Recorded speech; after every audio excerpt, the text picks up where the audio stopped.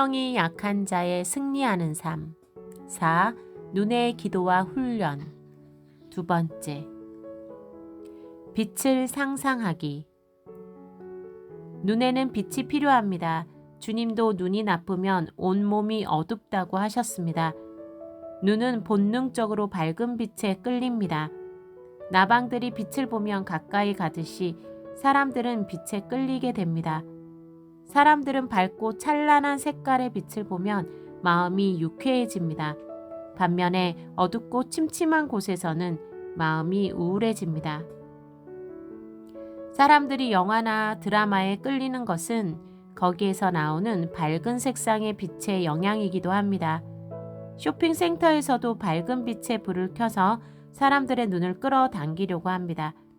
이와 같이 사람들이 빛에 끌리는 것은 눈에 빛이 필요하기 때문입니다.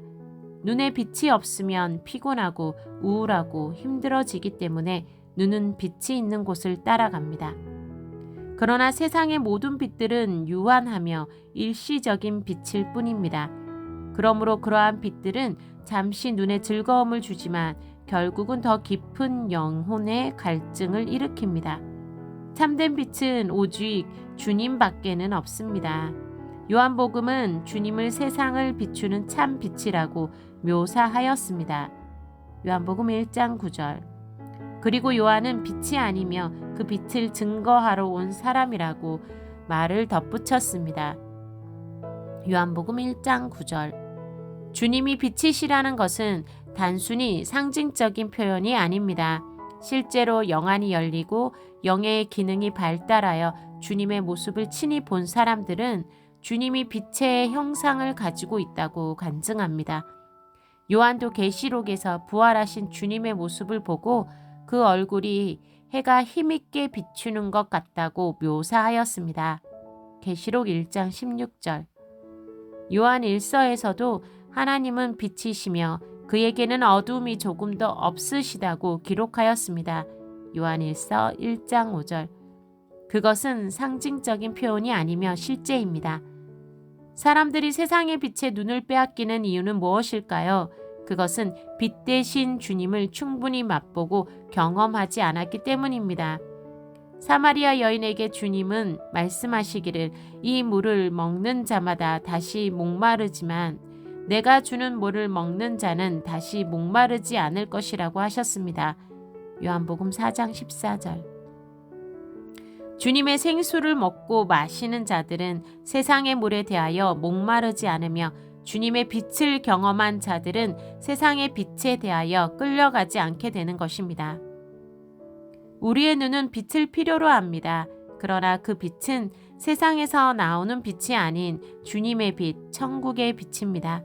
그 빛을 우리가 경험하게 될 때 우리의 눈은 신선해지며 영혼도 밝아지게 됩니다. 우리는 마음의 눈을 통하여 주님을 바라볼 수 있습니다. 또한 마음의 눈과 상상을 통하여 빛을 바라보고 묵상할 수 있습니다. 이것은 상상의 기도입니다. 그러나 상상은 영적인 세계에서 곧 실제라는 것을 기억해 두시기를 바랍니다. 어떤 이가 상상을 통해서 즐기고 죄를 짓는다면 그의 영혼은 즉시로 어두워지게 됩니다. 그것은 실제의 죄는 아니기 때문에 세상에서는 감옥에 가지 않겠지만 영계에서는 어두운 곳으로 바로 떨어지게 됩니다. 즉 마음이 우울해지고 순결한 기도의 세계, 주님의 세계로 나아갈 수 없게 되는 것이지요. 그것이 바로 영계의 감옥에 떨어지는 것입니다.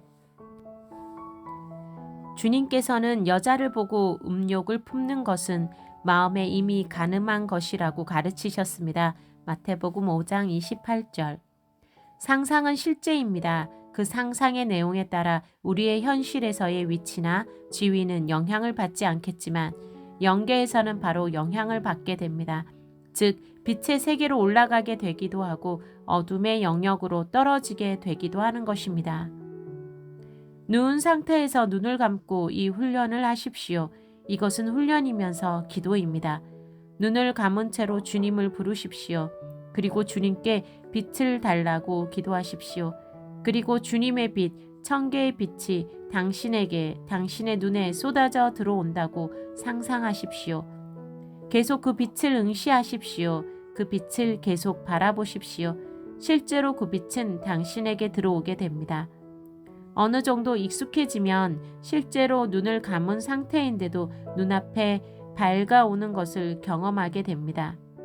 참고로 말씀드리자면 당신은 영계의 빛을 보고 있는 것입니다. 천국의 영계에서는 항상 찬란한 빛이 비추어지고 있습니다. 그 빛이 있어야만 모든 것이 생존할 수 있기 때문입니다. 이 훈련은 어두운 곳에서 하는 것이 좋습니다. 밝은 장소에서는 훈련이 어렵습니다.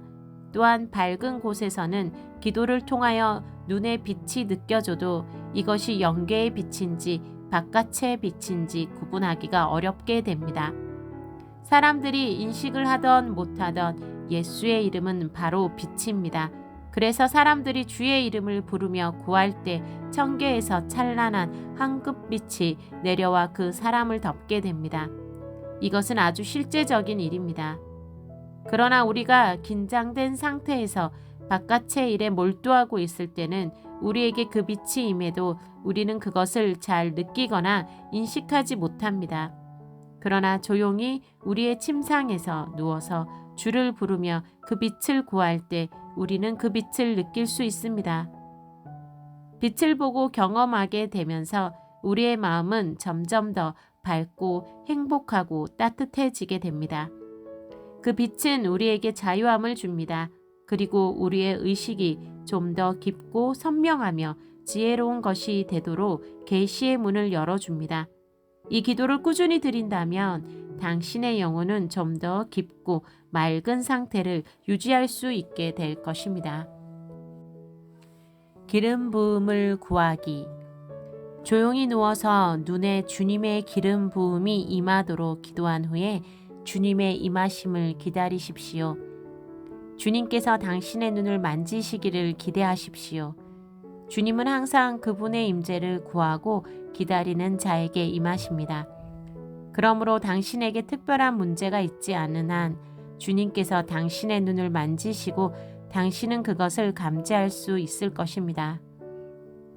특별한 문제가 있지 않는 한 이렇게 말한 것은 눈을 통하여 죄를 지었다든지 하여 마음이 불편할 때는 그것이 주님의 임하심을 방해할 수 있기 때문입니다.